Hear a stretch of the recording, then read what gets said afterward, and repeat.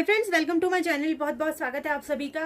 तो फ्रेंड्स, आज हम 36 चेस्ट साइज के लिए कटोरी ब्लाउज की कटिंग करेंगे और परफेक्टली कटिंग आपको कैसे करनी है वो मैं आपको बताऊंगी। इसमें कहीं पर भी कोई गलती आपकी नहीं होगी। सो फ्रेंड्स देखो, यहाँ पर मैंने कटिंग के लिए पेपर को डबल रखा है। दोनों फ्रंट बैक जो पार्ट होते हैं हमारे में एक ही साथ में अलग करूंगी, तो दोनों पार्ट के लिए मैंने पेपर को डबल रखा है। अगर आप अलग अलग कटिंग करना चाहते हैं तो आप कर सकते हैं। इसके लिए मेजरमेंट अलग अलग लेना पड़ता है, प्रोसीजर थोड़ा सा लंबा हो जाता है और मुश्किल भी होता है, कभी छोटे बड़े पार्ट हो जाते हैं। लेकिन इस तरह से डबल कटिंग करने पर पार्ट आपके छोटे बड़े नहीं होते हैं और एक ही साथ कटिंग होती है तो टाइम भी थोड़ा सा बच जाता है। तो फ्रेंड्स, यहाँ पर हमने पेपर देखो इस तरह से डबल लिया है। किसी भी साइड से आप कटिंग कर सकते हैं। इसके लिए बैक पार्ट को पहले अलग निकालेंगे, फ्रंट पार्ट को बाद में अलग निकालेंगे। मार्किंग हम दोनों की एक ही साथ में करेंगे। तो फ्रेंड्स, यहाँ पर पेपर लिया है। पेपर पे आपको आपके ब्लाउज की जितनी भी हाइट है उतनी आपको देखनी है कि आपके ब्लाउज की हाइट कितनी है। आपके ब्लाउज की जितनी भी हाइट है उसमें आपको 1 इंच एक्स्ट्रा मिला के आगे मेजरमेंट लेना है। जैसे अगर आपके ब्लाउज की हाइट 14 इंच है तो आपको 15 लेनी है, 15 है तो आपको 16 इंच यहाँ पर मेजरमेंट के हिसाब से लेनी है। तो मेरे ब्लाउज की हाइट जो है 14.5 इंच है, तो इसमें मैं 1 इंच एक्स्ट्रा मिला रही हूँ। तो ये 15.5 इंच के ऊपर एक डॉट लगा दिया मैंने। ये हमारी यहाँ पर फुल हाइट है। अब यहाँ पर हमको ऊपर की साइड में गले की चौड़ाई लेनी है। तो गले की ब्रॉडनेस आप जितनी भी रखना चाहते हैं, जैसे 2.5 इंच और 2.25 या 3 इंच तक आप रख सकते हैं। इससे ज्यादा मत रखिए, गला नीचे उतरने लगेगा। तो ठीक है, आप 36 साइज के लिए यहाँ पर बना रहे हैं तो मैं 2.25 इंच इसकी गले की चौड़ाई रख रही हूँ और शोल्डर पट्टी की चौड़ाई को हम 3.25 इंच रखेंगे। ये स्टिच होके आपकी 2.25 इंच तक आ जाता है। तो अब यहाँ पर आर्महोल को हम 6 इंच के लिए यहाँ मार्क कर देंगे। तो इस तरह से आपको आर्महोल की मार्किंग करनी है। अब यहाँ पर हमको 36 का फोर्थ भाग को लेना है। अब 36 का यहाँ फोर्थ भाग 9 इंच होता है। तो टेप को इस तरह आप सीधा रखेंगे और 9 इंच के ऊपर आपको एक मार्क लगा देना है। इसमें आप एक्स्ट्रा मार्जिन 1.5-2 इंच तक ले सकते हैं। 1 इंच, 1.5 इंच या 2 इंच तक पूरा ले सकते हैं। तो मैं यहाँ 1.5 इंच के लिए ले रही हूँ, तो मैं यहाँ 10.5 इंच के ऊपर एक मार्क कर दूंगी इस तरह से।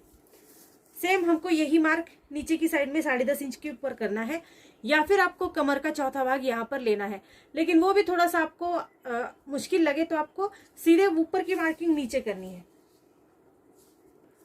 ये देखो इस तरह से 10.5 इंच के ऊपर आपको मार्क कर देना है।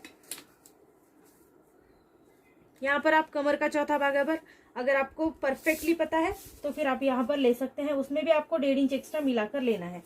तो देखो इस तरह से हमने मार्किंग कर दी। अब देखो, कमर की साइड हमारी छोटी होती है तो यहाँ पर हम 1 इंच के लिए कम लेंगे, 1 इंच कम कर देंगे और इसको तिरछा यहाँ पर इस तरह से जोड़ देंगे।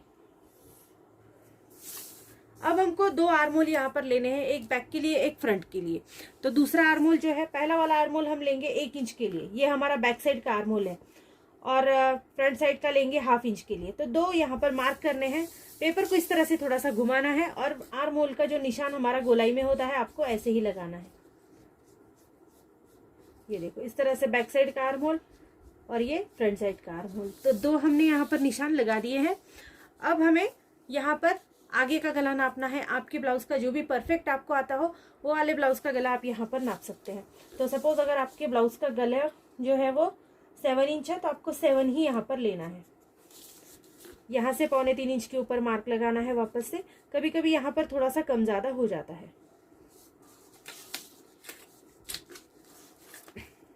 तो इसको यहाँ पर जोड़ देंगे।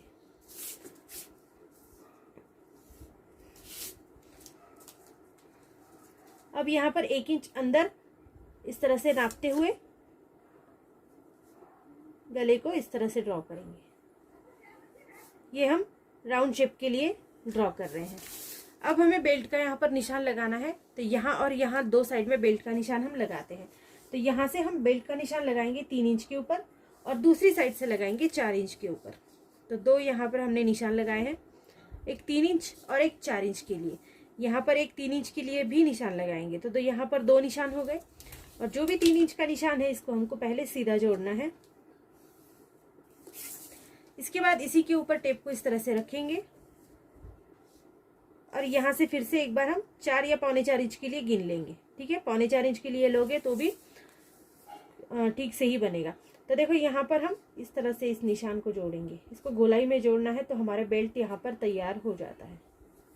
देखो इस तरह से हमारा बेल्ट का निशान यहाँ पर लग गया है। अब हमको कटोरी लेनी है, तो कटोरी देखो आप यहाँ पर 6.25 या 6 इंच की पूरी कटोरी रख सकते हैं। तो हम 36 साइज के लिए बना रहे हैं, तो मैं यहाँ पर 6.25 इंच के लिए कटोरी रख रही हूँ। तो 6.25 इंच के ऊपर एक मार्क कर देंगे। आर्महोल से नीचे हम करेंगे 2 इंच के ऊपर मार्क, और जहाँ आपने फ्रंट नेक को नापा है वहां पर 1/2 इंच के लिए ऊपर मार्क करेंगे। अब देखो 3 डॉट हमने लगाए हैं, तीनों भी डॉट हमको जोड़ने हैं। जोड़ते वक्त आपको हाथ को बार बार उठाना नहीं है, नहीं तो गोलाई बराबर से आपकी नहीं आने वाली। तो इस तरह से आपको यहाँ तक इसको जोड़ना है, ठीक है। जोड़ते वक्त ये देखो इस तरह से यहाँ पर जोड़ देना है। तो देखो कटोरी का मार्क आप देख सकते हैं बिल्कुल परफेक्टली आया है। अब इसकी कटिंग करेंगे। कटिंग करते वक्त आपको ध्यान रखना है कि बैक साइड आपको पहले अलग करनी है।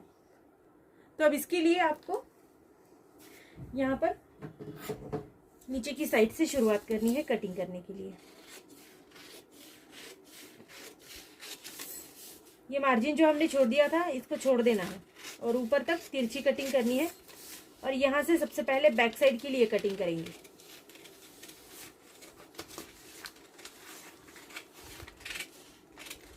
अब फ्रेंड्स यहाँ पर बहुत से लोगों को नेक की नीचे गिरने की प्रॉब्लम होती है। नेक आपका नीचे अगर गिर रहा होगा तो यहाँ पर आपको 3 लाइंस मतलब पेयर का मार्जिन लेना है और यहाँ पर मार्क करना है और यहाँ से आपको तिरछा इस तरह से जोड़ना है। अब यहाँ से भी कट करना है। दोनों भी पेपर अब भी मैंने साथ ही में रखे हैं। अब देखो यहाँ पर इस स्टेप तक हमको कट करना है और उसके बाद बैक साइड को पूरी तरह से अलग कर लेंगे। अब करेंगे फ्रंट साइड के लिए कटिंग। तो देखो बेल्ट साइड हम अच्छे से गोलाई में कट करके साइड में हटाएंगे। इसके बाद फ्रंट साइड का आपका जो भी आर्म होल होगा आप उसको इस तरह से हटाएंगे।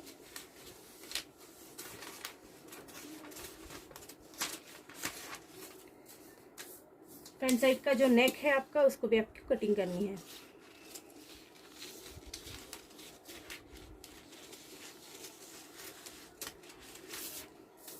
और अब कटोरी साइड की कटिंग करेंगे।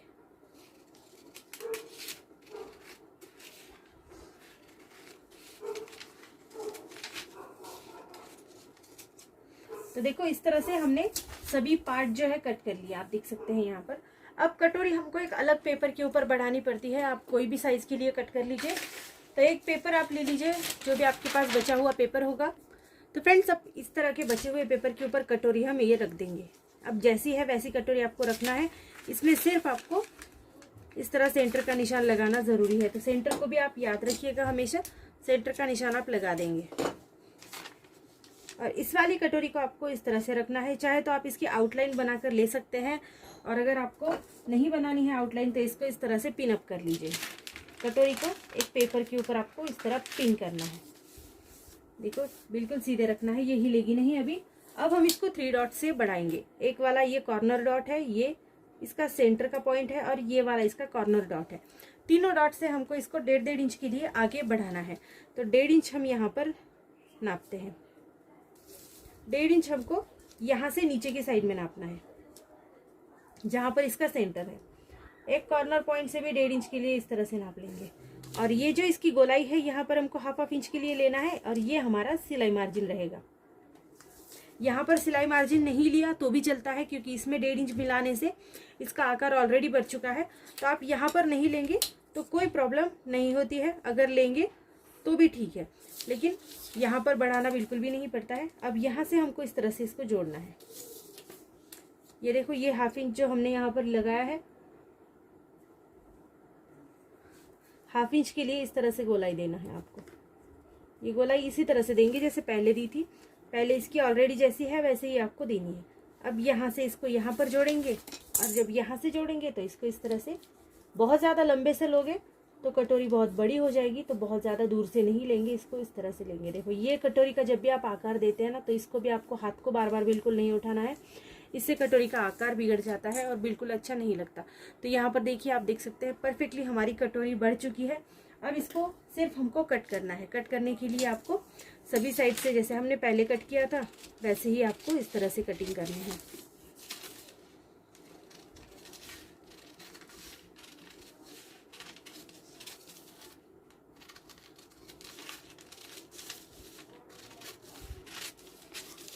और फिर यहाँ से भी आपको वैसे ही कटिंग करनी है जैसी ये एक्चुअल में बनी है। अब देखो ये पूरा प्रोसीजर हमारा कंप्लीट हो गया है। इस तरह से हमने बैक पार्ट को भी पहले अलग निकाला था, फ्रंट पार्ट की हमने अच्छे से कटिंग कर दी है। तो आपकी परफेक्ट कटोरी ब्लाउज की यहाँ पर कटिंग हो गई है। स्लीव्स की कटिंग आपको मेरे किसी भी वीडियो में मिल जाएगी, क्योंकि मैंने बहुत बार आपको डाला है कि परफेक्ट स्लीव्स कटिंग आपको कैसे करनी है। आप आ जाकर देख सकते हैं। विजिट ज़रूर करिएगा चैनल को एक बार, और चैनल पसंद आता है तो लाइक शेयर सब्सक्राइब ज़रूर कर देना। आज हमने 36 इंच चेस्ट साइज के लिए कटिंग करी है। तो thank you friends, thank you so much video को पूरा देखने के लिए। Thank you friends.